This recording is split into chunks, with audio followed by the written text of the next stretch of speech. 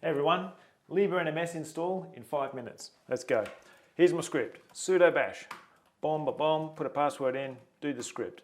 There's two things I need, and that's some password for the SQL database and the host name. I'll just use the address because it doesn't actually have a name. So, I'll tell you what's going on there.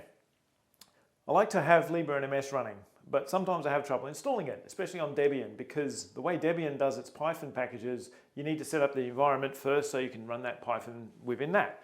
Anyway, the LibreNMS site says that it's supported better on Ubuntu, basically implied that anyway. So I'm not an Ubuntu user, but I am now. So what I've done here is got a brand new install of Ubuntu server with minimal stuff installed. And I've made a script to go through all the shit that you have to do with LibreNMS, so I don't have to touch it again.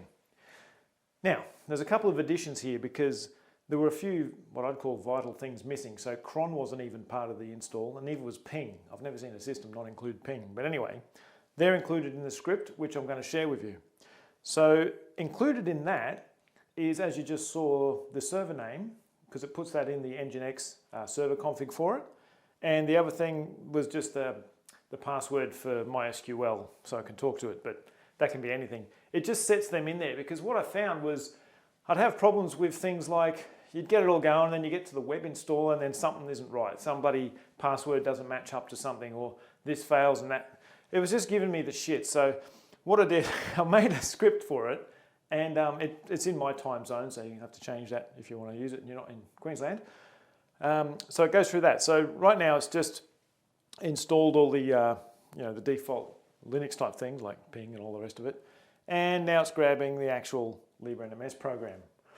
Now included in this as well is the settings to activate syslog, so it can receive syslog messages.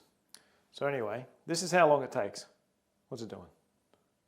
Getting the actual LibreNMS package. Well, I say package, the code for it. Blah blah blah. Go. Yeah, so all that stuff that you had to do, like add the user, set the permissions. I just don't want to touch it again. So those bits of input at the start are all I have to do now. Until something changes, of course. So, we'll see how long this is valid for, but it works for now. So I'll prove it. It's just doing syslog.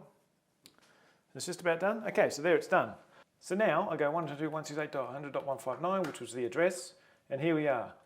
Go to that. Go build database, and it'll work. I'll show you, blah, blah, blah. I say blah, blah, blah. There we go. Next one, give it a username. How about admin password? Because no one's thought of that. Add user, done. Finish install and dashboard. So now we'll log in, admin, password. Cool, there it is.